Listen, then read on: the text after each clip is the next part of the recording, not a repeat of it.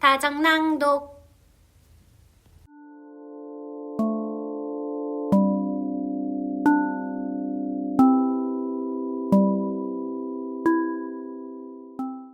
비밀의 화원, 프란시스 호지슨 번의 지음. 전체 이야기를 낭독합니다. 이것은 한 아이의 이야기입니다. 아무도 원하지 않았던 아이, 아무도 사랑하지 않았던 아이.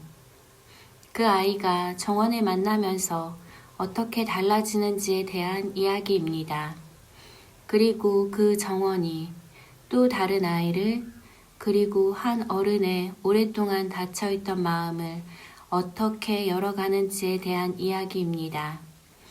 잠겨있던 문이 열리고 묻혀있던 열쇠가 발견되고 죽은 줄 알았던 것들이 살아나는 이야기. 봄에 대한 이야기, 마법에 대한 이야기, 좋은 생각들이 삶을 어떻게 살리는지에 대한 이야기입니다. 메리 레녹스가 미스 스웨이트 저택에 가게 되었을 때 모두들 그녀를 두고 이제껏 본 아이 중 가장 못생긴 아이라고 말했다. 그것은 사실이기도 했다. 마른 얼굴과 몸, 가늘고 밝은 머리카락, 그리고 새콤한 표정. 얼굴빛이 노란 것은 인도에서 태어나 늘 어딘가 아팠기 때문이었다. 아버지는 영국 정부의 관리였고 언제나 바쁘고 어딘가 아팠다. 어머니는 사교계의 미인으로 파티와 즐거움만을 좋아했다. 메리가 태어나자마자 어머니는 메리를 유모인 아야에게 맡겼다. 울어서 귀찮게 하지 않도록, 눈에 띄지 않도록. 그래서 메리는 6살이 될 때까지 하인들이 모든 것을 들어주는 것에 익숙해진 제멋대로이고 이기적인 아이로 자랐다.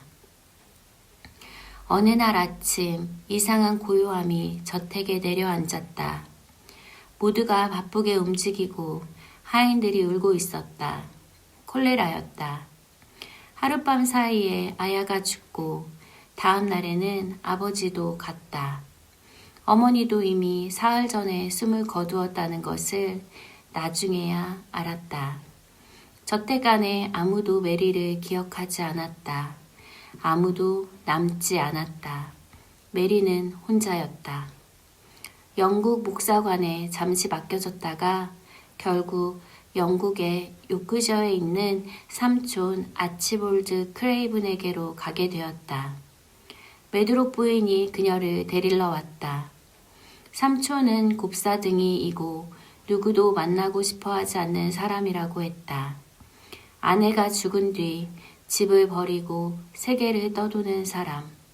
메리는 아무것도 느끼지 않았고 슬프지도 않았다.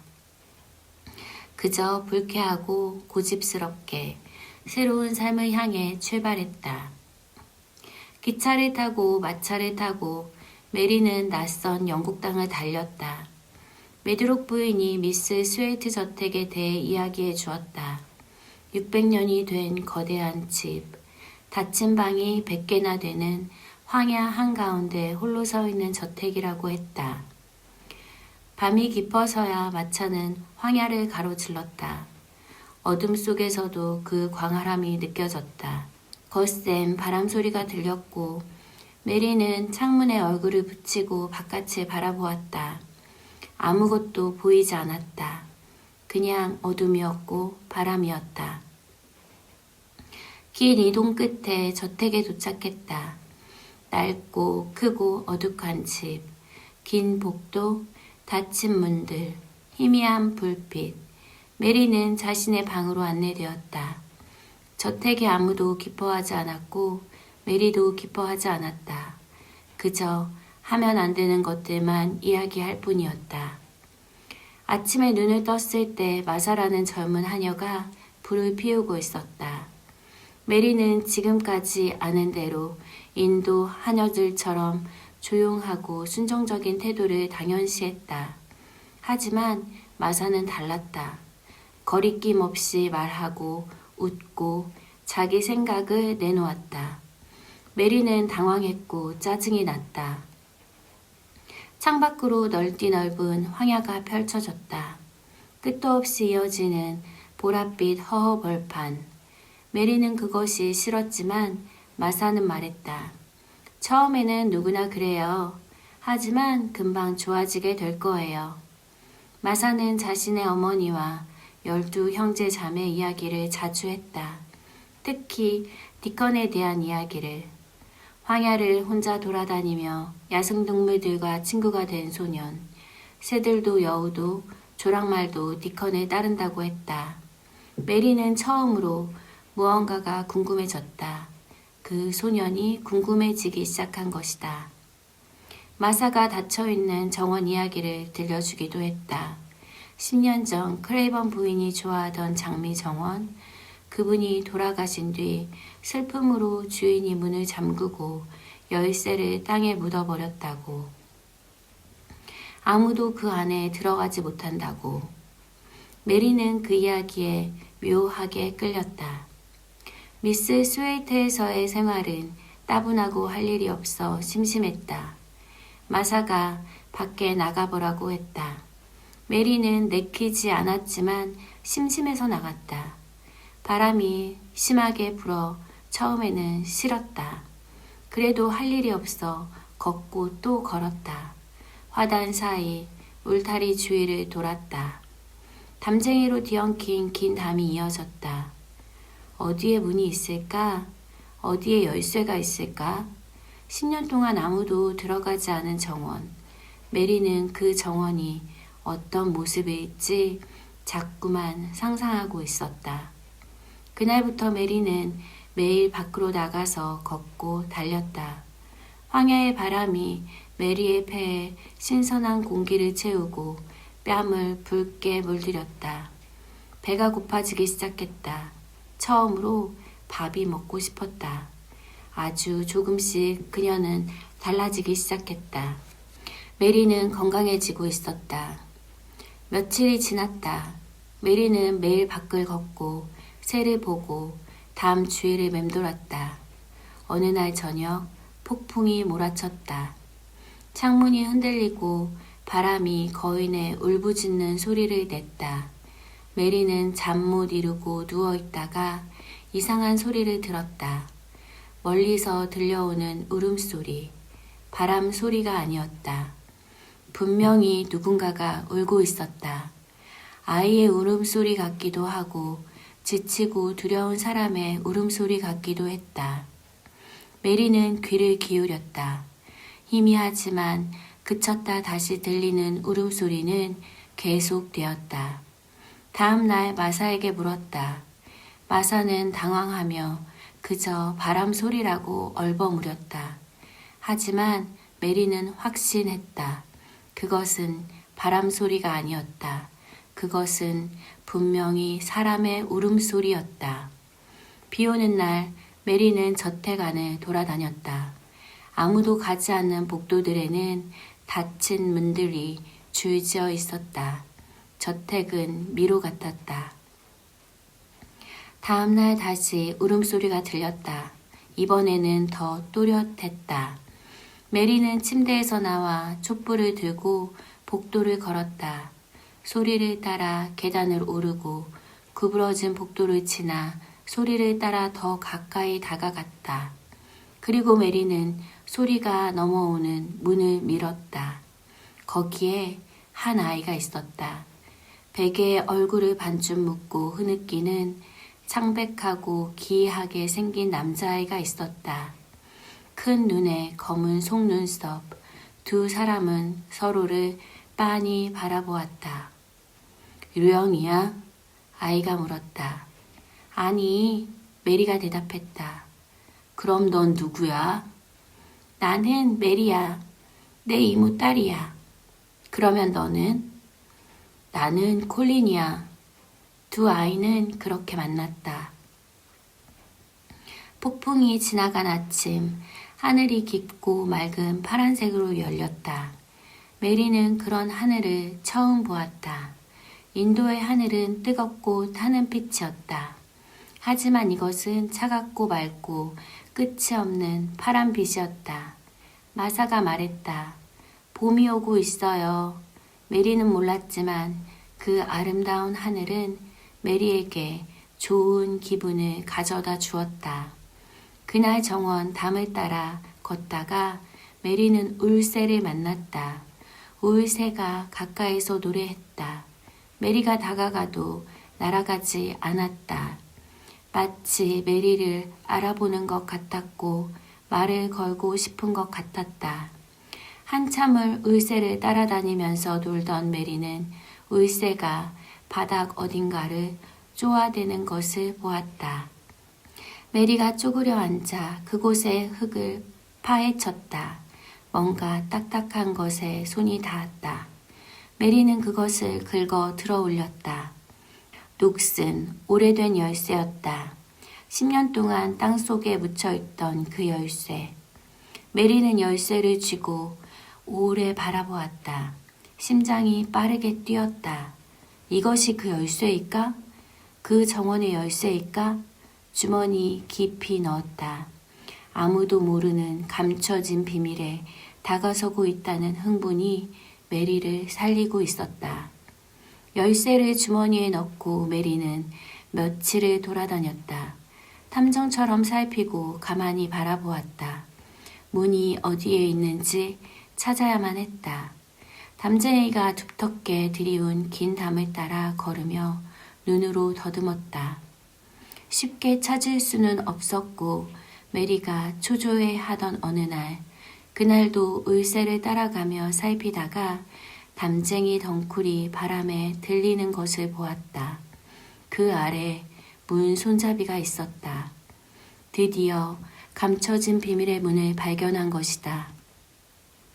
메리는 열쇠를 꽂고 돌렸다. 뻑뻑했지만 천천히 돌아갔다. 문이 열렸다. 10년 만에 처음으로. 메리는 안으로 들어갔고 뒤를 돌아보며 문을 닫았다. 그리고 서서 둘러보았다. 그곳은 꿈속에서나 볼 수 있는 가장 신비롭고 아름다운 장소였다.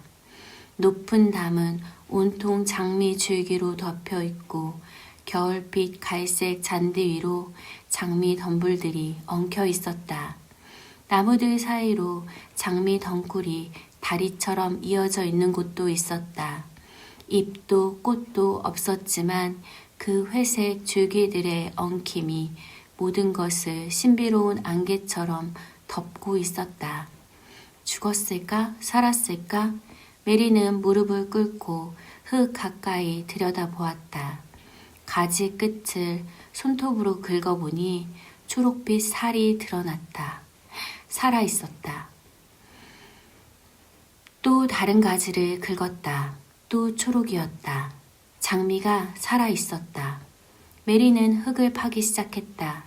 누가 가르쳐주지 않았지만 너무 빽빽하게 박힌 나무들이 숨을 쉬기엔 좁아 보였다. 굵은 주위를 넓히고 잡초를 뽑았다. 일하는 것이 즐거웠다. 자기가 즐거움을 느끼고 있다는 것을 처음에는 몰랐고 그저 손이 움직였다. 그저 계속 하고 싶었을 뿐이다. 매일 아침 메리는 정원에 왔다. 아무에게도 말하지 않았다. 이것은 자신만의 비밀이었다. 자신만의 세계였다. 처음으로 가진 나만의 것, 나만의 비밀의 화원. 마사가 디컨에게 편지를 써서 씨앗을 보내달라고 했다. 그리고 며칠 뒤 황야 너머에서 디컨이 나타났는데 어깨에 까마귀 스투를 얹고 조끼 주머니에 어린 여우를 넣고 있었다. 디컨은 뭔가 특별한 아이였다. 생김새도 말투도 특별하진 않았지만 그냥 동그란 파란 눈의 건강한 요크셔 소년. 하지만 그가 나타나는 순간 울새가 날아와 앉았다. 여우도 두려워하지 않았다.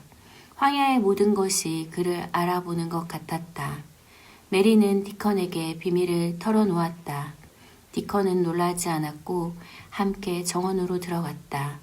디컨은 식물들을 하나하나 살펴보며 이것은 살았다. 이것도 살았다. 저것은 장미이다. 이것은 백합이다라며 메리와 함께 기뻐했다. 정원은 죽지 않고 잠들어 있었을 뿐이었다.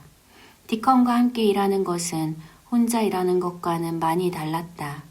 디컨은 식물이 원하는 것을 잘 알고 있었다. 어떤 흙을 좋아하는지, 얼마나 잘라야 새 가지가 나는지. 메리는 그에게서 정원을 살리는 방법을 배웠다. 메리의 손이 더 자신 있게 움직이기 시작했다. 디컨이 정원에 처음 들어온 날 그는 조용히 걸었다. 나무를 보고 담을 보고 얽힌 덩굴들을 자세히 보았다. 봄이 오면 여기에 얼마나 많은 둥지가 생길지 그가 속삭였다.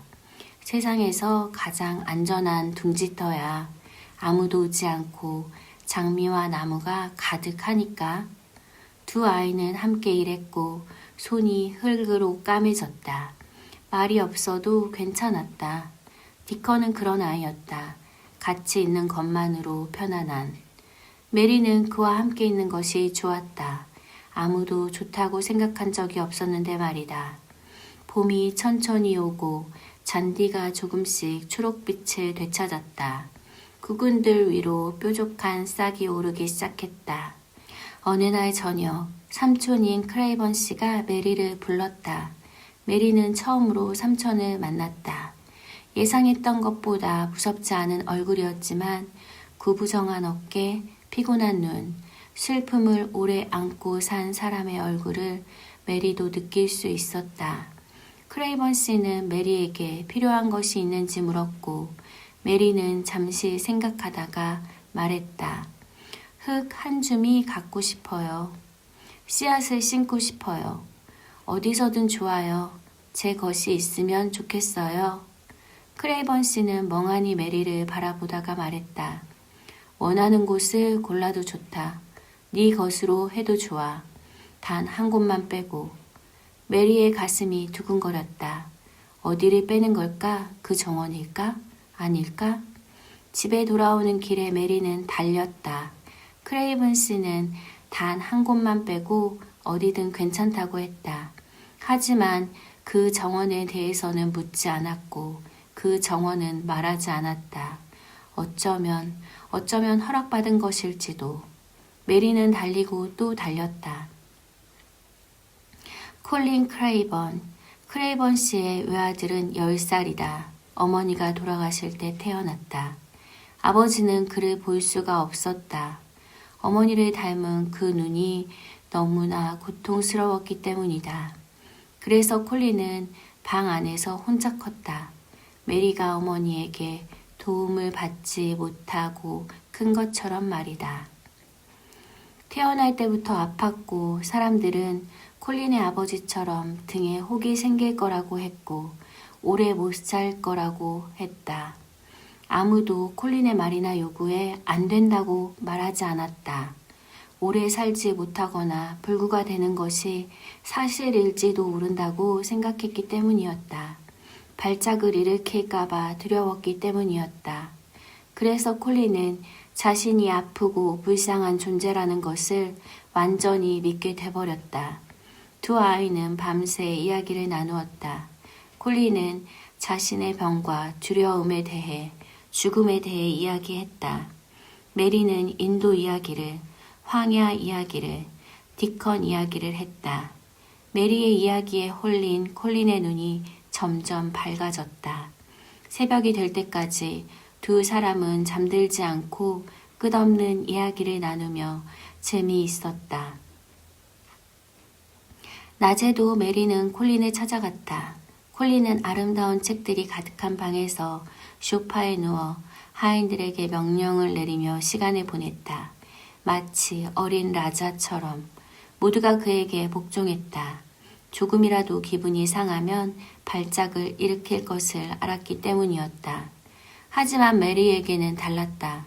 메리는 콜린의 명령에 고분고분하지 않았다. 자기 생각을 말하고 소리를 질렀다. 콜린은 그것이 이상하면서도 또 마음에 들었다. 메리는 디컨 이야기를, 정원 이야기를 조금씩 들려주었다. 살아있는 것들 이야기를. 콜린은 메리에게 이것저것 물었다. 황야는 어떻게 생겼는지, 디컨은 정말 동물들과 말할 수 있는지, 봄에는 정원이 어떻게 변하는지. 메리가 이야기할수록 콜린의 얼굴에 빛이 돌았고 궁금증과 산다는 것에 대한 기분을 알아가기 시작했다. 봄이 조금씩 다가왔다. 메리는 정원에서 디컨과 일하고 저택에서 콜린과 이야기했다. 두 세계가 천천히 이어지고 있었다. 콜린은 정원에 대해 더 많이 듣고 싶어 했다. 잘하는 것들 이야기를, 살아가는 것들 이야기를. 콜린이 말했다. 나도 가고 싶어. 나도 그 정원을 보고 싶어. 메리는 조심스럽게 말했다. 아무도 알면 안 돼. 비밀이어야 해. 콜린이 고개를 끄덕였다. 비밀로 해. 우리 셋만의 비밀로. 세 아이는 이렇게 비밀을 나누어 가지며 특별한 우정을 만들어갔다. 디컨이 저택으로 콜린을 만나러 왔다. 디컨과 콜린이 처음 만났다. 디컨은 수트를 어깨에 얹고 코트 주머니에 어린 여우를 숨겨왔다. 콜린은 처음으로 야생동물을 가까이에서 보고는 두 눈이 커졌다. 정원 일이 너무 바빠서 메리가 콜린을 찾아가지 못한 날이 있었다. 콜린은 화가 났다. 나를 제일 먼저 보러 와야 한다. 정원보다 나를 먼저 생각해야 한다. 하지만 메리는 고개를 저었다. 싫어. 다컨이 기다리고 있어. 나는 디컨과 정원에서 일을 할 거야. 이런 일은 처음이었다. 아무도 콜린에게 그렇게 말한 적이 없었다. 콜린은 할 말을 잃었다가 이내 화가 났지만 메리도 지지 않았다. 두 사람이 격하게 싸웠다. 그리고 메리는 콜린의 방을 나가버렸다. 혼자 남은 콜린은 당황했다. 지금껏 아무도 이런 적이 없었기 때문이다. 모두가 그에게 양보를 했고 모두가 그를 달랬다. 하지만 메리는 달랐다. 그것이 콜린을 화나게 했고 또 이상하게 만들었다. 그날 밤 저택이 뒤집어졌다. 복도에서 비명이 들렸다.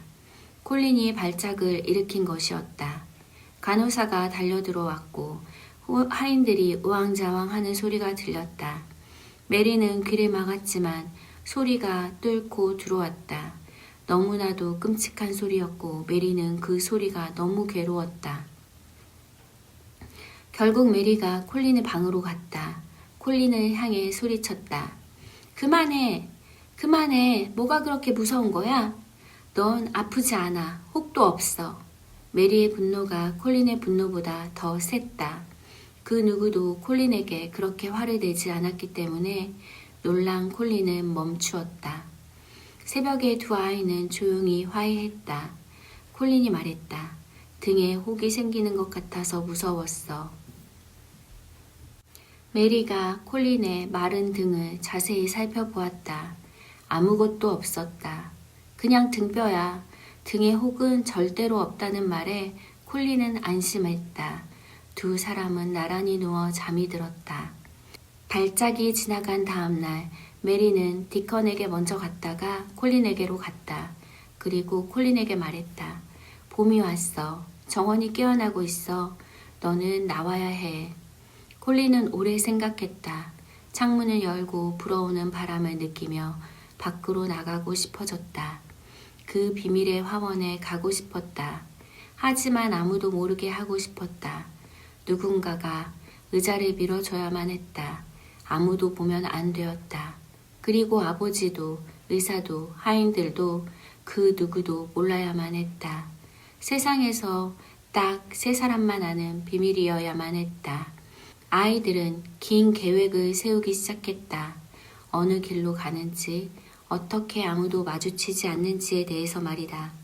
그리고 마침내 그날이 왔다. 콜린이 의자에 실렸고 디컨이 밀었다. 메리가 곁에 걸었다. 저택이 시야에서 사라질 때까지 콜린은 눈을 감고 있었다.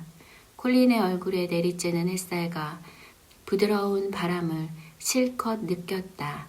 그리고 눈을 떴다. 봄이 정원 안에 가득했다. 초록이 넘쳤다. 꽃봉오리들이 앙증맞게 맺혀 있었다. 울새가 노래했다. 디컨의 까마귀 스투가 날아다니고 어린 여우 캡틴이 잔디를 뛰어다녔다. 비밀의 화원은 콜린이 처음 본 세상이었다. 신비롭고 활력이 넘치는 아름다운 세상이었다. 콜린은 의자에 앉아 처음에는 말이 없었다. 눈을 크게 뜨고 둘러보았을 뿐이다. 담으로 둘러싸인 이 세계, 아무도 모르는 이 정원, 모든 것이 살아있고 자라고 있고 봄을 맞이하고 있었다. 콜린이 말했다. 마법 같아, 정말로 마법 같아. 그날부터 콜린은 매일 정원에 왔다. 의자에 앉아있는 시간이 조금씩 줄었고 두 발이 땅을 더 자주 디뎠다. 조금씩 조금씩. 봄이 깊어졌다. 정원이 점점 더 화려해지고 있었다. 콜린과 메리는 매일 정원에서 시간을 보냈다. 디컨이 황야의 동물들 이야기를 들려주었다. 오소리 이야기, 수달, 둥지를 트는 새 이야기 등. 언제부턴가 콜린이 마법에 대한 이야기를 하기 시작했다. 나는 마법이 있다고 생각해. 씨앗을 틔우고 봄을 만드는 무언가 말야. 살아있는 모든 것을 끌어당기는 무언가. 나를 낫게 하는 뭔가. 그것을 마법이라고 부를 거야. 어느 오후 콜린이 갑자기 두 발로 일어섰다. 비틀거렸지만 쓰러지지 않았다. 꼿꼿하게 서 있었다. 처음으로 스스로 나는 영원히 살 거야. 그가 외쳤다. 두 팔을 활짝 펼치고 정원이 완연한 봄빛으로 물들었다. 매일 아침 자두나무 아래에서 새 아이가 원을 만들어 앉았다. 콜린이 의장이 되어 마법을 불렀다. 디컨과 메리가 함께 외쳤다. 그러면 자연이 응답했다. 새가 노래하고 꽃이 피었고 콜린은 점점 마법같이 건강해지고 있었다. 그날 담 위로 낯선 얼굴이 불쑥 나타났다. 벤 웨더스태프였다. 오래된 정원사. 크레이번 부인을 알던 사람.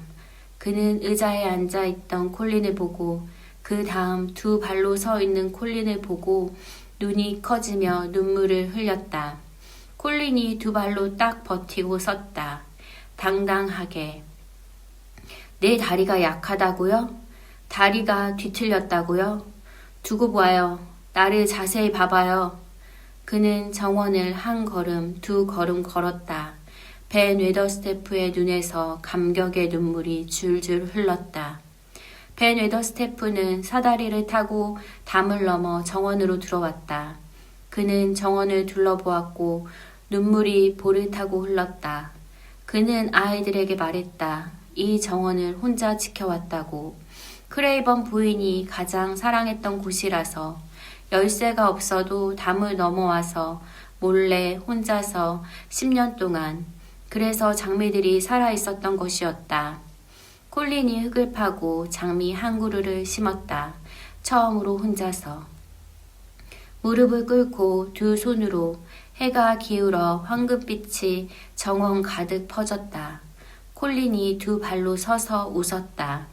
그 웃음이 온 정원에 울려 퍼졌다. 콜린은 마법을 과학으로 증명하기로 마음먹는다. 매일 아침 자두나무 아래 새 아이가 원을 만들어 앉았다. 그리고 눈을 감았다. 마법을 불렀다. 선한 것, 살아있는 것, 자라는 것, 세상을 숨쉬게 하고 건강하고 기쁘게 만드는 모든 것들을 불렀다. 정원의 모든 것이 그 자리에 함께 있었다. 울새가 둥지를 지키고 까마귀 스투가 지켜보고 어린 양이 잔디 위에 앉고 여우 캡틴이 가까이 웅크렸다. 디컨의 어머니가 말하듯이 마법은 다른 이름으로 불릴 뿐 기쁨을 품고 어디에나 있었다. 그날 콜린은 처음으로 스스로의 걸음으로 정원을 한 바퀴 모두 돌았다. 느렸지만 멈추지 않았다. 한 바퀴를 다 돌고 나서 그는 기뻐하며 말했다. 내가 해냈어. 나 해냈다고. 콜린과 메리는 연극놀이를 시작하게 되었다. 집에서는 여전히 아픈 척 의자에 실려 나가면서 끙끙대고 간호사 앞에서 신음하고 의사 앞에서 먹지 않는 척하는 연극놀이였다. 하지만 정원문이 닫히는 순간 두 아이는 방석에 얼굴을 파묻고 웃음을 터뜨렸다. 두 아이는 정원에서 신나게 몸을 움직이니 배는 고픈데 더 시키면 들킬 것 같아 걱정이었다. 늘 배가 고팠다. 그때 디컨이 덤불 뒤에서 양철 양동이 2개를 꺼내왔다. 크림이 가득 떠있는 신선한 우유와 따뜻한 건포도빵. 디컨의 어머니인 소어비 어머니가 보낸 것이었다. 두 아이는 벌컥벌컥 마시고 개걸스럽게 먹었다. 디컨은 밥 하워스라는 씨름 챔피언에게 근육 강화 운동을 배워왔고 세 아이는 매일 정원에서 운동을 했다. 날마다 조금씩 더 강해졌다. 얼굴에는 활력이 생겼고 가늘던 다리는 근육이 붙어 단단해지고 있었다. 의사가 와서 살펴보면서 어리둥절해 했다. 살이 오르고 혈색이 좋아지는데 아무것도 안 먹는다고 한다니. 메드록 부인은 두 아이가 미친 것처럼 자꾸 웃는다고 걱정을 많이 했다. 의사가 고개를 끄덕였다. 그냥 내버려 두세요. 웃게 내버려 두세요. 울세의 눈에 비친 세상은 이랬다. 울세에게 처음에 콜리는 두려운 존재였다. 바퀴 달린 것에 실려오고 이상하게 움직이는 아이. 하지만 어느 날 울세는 깨달았다. 저 아이도 나는 법을 배우고 있다고. 처음 날개를 배울 때 짧게 날다가 쉬어야 했던 것처럼. 비 오는 날 콜린과 메리는 저택안을 탐험하고 있었다. 아무도 가지 않는 방이 100개, 긴 복도를 달리고 오래된 초상화 앞에 서고 인도품 방에서 상아 코끼리들을 가지고 놀았다. 초록 브로케이드 옷을 입은 소녀의 초상화 앞에서 콜린이 말했다. 저 소녀는 처음 왔을 때 너를 닮았어, 메리. 하지만 지금 너는 훨씬 살이 오르고 예뻐졌어. 그날 저녁 콜린 방 벽난로 위 커튼이 걷혀 있었다. 어머니의 그림이 드러나 있었다. 어머니의 초상화는 늘 커튼으로 가리워져 있었다. 콜린은 어머니를 보는 것이 싫었었다. 하지만 며칠 전 밤에 달빛이 깨어나 그 줄을 잡아당겼다고 했다. 그 전과는 다르게 어머니가 기쁘게 웃고 있었다. 어머니를 봐도 이제 화가 나지 않아. 보고 싶어. 어쩌면 어머니도 마법의 사람이었을지 몰라. 정원에서 잡초를 뽑다가 콜린이 자신의 손을 바라보았다. 흙이 묻은 손, 땅을 파는 손. 그 손이 실제하고 있었다. 이 몸이 살아서 실제한다는 것을 알았다. 그는 벌떡 일어서서 두 팔을 활짝 펼쳤다. 나 나았어. 나 전부 다 나았다고. 그가 큰 소리로 외쳤다. 얼굴 전체가 빨개졌다. 전 애도 어느 정도는 알고 있었다. 하지만 그 순간 온몸을 휩쓸고 깨달음이 지나간 것은 달랐다. 황홀한 믿음이었다. 완전한 깨달음이었다. 디컨이 노래를 불렀다. 교회에서 부르는 독솔로지. 디컨의 어머니가 종달새도 아침마다 이 노래를 부른다고 하셨다고 설명했다. 메리가 따라 불렀고 콜린도 따라 불렀다. 벤 웨더스태프도 걸걸하게 헛기침을 하다가 결국 힘차게 함께 불렀다. 노래가 끝났을 때 벤의 가죽 같은 듀밤은 또 젖어 있었다. 바로 그때 담쟁이 문이 열리고 파란 외투를 입은 여자가 들어왔다. 디컨의 눈이 등불처럼 환해졌다. 엄마예요. 그녀는 디컨의 엄마인 수전 소업이었다. 그녀는 따뜻하고 다정하게 모든 것을 품는 그 눈으로 정원을 바라보았다. 그녀는 콜린과 메리의 손을 잡고 정원을 한 바퀴 돌았다. 꽃마다 이야기를 해 주었다. 수트가 그녀의 어깨에 날아올랐다. 마치 디컨의 어깨에 오르듯이. 헤어질 때 콜린이 그녀의 파란 외투 자락을 꼭 붙잡았다. 디컨의 어머니이면서 제 어머니이기도 했으면 좋겠어요. 수전 소어비가 콜린을 두 팔로 끌어안았다. 디컨의 동생을 안듯이. 눈에 안개가 지나갔다. 내 어머니가 바로 이 정원 안에 계신다고 나는 믿어. 여기서 떠나실 수 없었을 거야. 모든 엄마는 자식을 떠나지 않는단다. 아이들과 비밀의 정원이 살아나고 자라나던 그 시절, 저 멀리 이탈리아 코모 호수에 한 남자가 있었다. 아치볼드 크레이븐. 아내가 죽은 뒤 10년 동안 세계를 떠들며 어두운 생각만을 품고 온 사람. 그는 오스트리아 티롤의 어느 골짜기 있기 위해 앉아 맑은 시냇물을 바라보다가 처음으로 물망초가 예쁘다고 생각했다. 가슴 속 무언가가 조용히 풀리고 있었다. 살아있는 것 같은 느낌이 들었다. 그것이 무엇인지 몰랐지만 그냥 그렇게 느꼈다.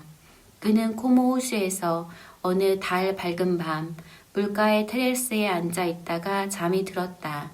현실처럼 생생한 꿈을 꾸었다.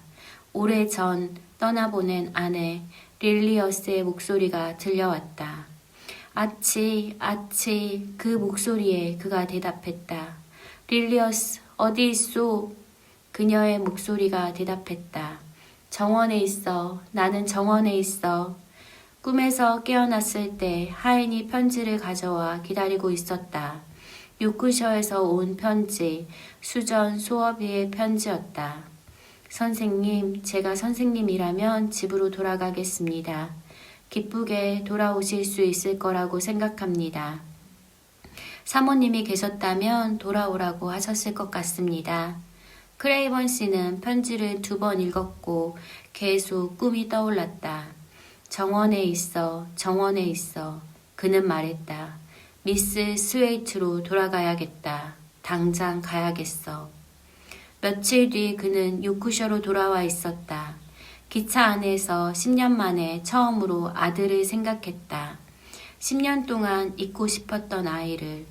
내가 10년 동안 잘못 살아온 건지도 모른다. 너무 늦은 건지도. 하지만 최악을 생각하는 대신 더 좋은 것을 믿으려 애쓰고 있었다. 황야를 가로질러 저택으로 가다가 소어비 집에 들렀지만 부인은 없었다. 디컨의 형제 자매들이 마당에서 놀고 있었다. 크레이번 씨는 아이들에게 금화 한 입을 나누어 주었다. 건강하고 밝고 다정한 아이들이었다. 그 모습이 마음에 남았다. 그 어린 아이들의 생생함과 발랄함이 좋았다. 저택에 도착해서 메드록 부인을 불렀다. 콜린은 어떻습니까? 부인이 당황하며 말했다. 이상해졌어요. 예전과 너무 달라요. 살이 오르고 밖에서 하루 종일 있고 웃고요. 지금 어디 있죠? 정원에 있어요. 늘 정원에 있어요. 크레이번 씨는 혼자 그 말을 되풀이했다. 정원에 있어, 정원. 그리고 걸었다. 화단 사이로 월계수 나무 숲을 지나 담쟁이 덮인 긴 담을 따라 발걸음이 느려졌다. 문 앞에서 멈추어 섰을 때 그때 들려왔다. 문 너머에서 달리는 소리, 억눌린 웃음소리, 아이들의 소리, 점점 커지는 웃음소리, 그리고 문이 활짝 열렸다. 한 소년이 전속력으로 뛰쳐나왔다. 크레이븐 씨가 팔을 뻗어 그 아이를 넘어지지 않도록 붙잡았다. 그리고 키 크고 잘생긴 소년을 보았을 때 그는 기쁨에 마음이 홀렸다. 그 아이는 두 뺨이 달리기로 붉게 빛나고 있었고 두꺼운 머리카락을 이마에서 쓸어올리며 눈을 들어 크레이븐 씨를 바라보았다. 검은 속눈썹에 둘러싸인 회색 눈이 바로 그 눈이었다. 릴리어스의 눈이었다. 아버지, 소년이 말했다. 저예요. 콜린이에요. 믿기 어려우시겠지만 저도 믿기지 않아요. 저 콜린이에요. 정원이 해준 거예요. 메리와 디컨과 동물들과 마법이요. 아무도 몰랐어요. 직접 말씀드리고 싶었어요. 저 다 나았어요. 콜린이 아버지의 팔 위에 손을 얹었다. 기쁘시죠, 아버지? 기쁘시죠? 저 영원히 살 거예요. 크레이번씨가 두 손으로 소년의 양 어깨를 잡고 가만히 붙들었다. 잠시 아무런 말도 할 수가 없었다. 건강한 아들의 모습에 감격하며 말했다. 나와 함께 정원으로 들어가다오. 그리고 모두 다 이야기해다오. 그리하여 그 아이들이 그를 안으로 이끌었다. 가을빛 황금과 보랏빛으로 가득한 그곳으로 늦 장미들이 기어오르고 늦게 핀 백합들이 무리지어 선 그곳으로 서 있는 것만으로도 황금 숲 속에 있는 것 같은 그 곳으로. 죽었을 거라고 생각했어. 크레이븐 씨가 말했다. 메리도 처음엔 그랬대요. 콜린이 대답했다. 하지만 살아났어요. 그날 저녁 저택 하인들이 창문에 매달렸다. 잔디밭을 가로질러 두 사람이 걸어오고 있었다. 미스 스웨이트의 주인 그리고 그 곁에 고개를 높이 들고 눈에 웃음을 가득 담고 콜린이 요크셔 어느 소년 못지않게 힘차게 당당하게 걷고 있었다. 콜린 도련님이 다정낭독